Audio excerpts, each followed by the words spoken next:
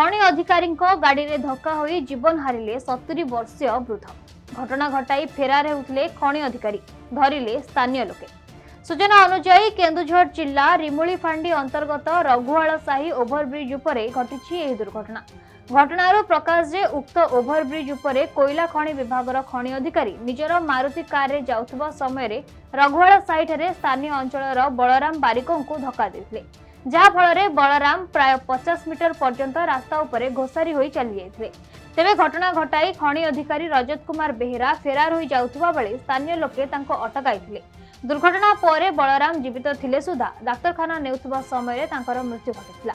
एही घटना परे अंचल में उत्तेजना देखा देथिला। मात्र खबर पाइबा परे घटनास्थल में Barbil SDPO Priyas Ranjan Chhotray, Barbil IIC Ramakant Muduli, Champua IIC Avinash Parida पहुंची परिस्थिति को नियंत्रण करथिले।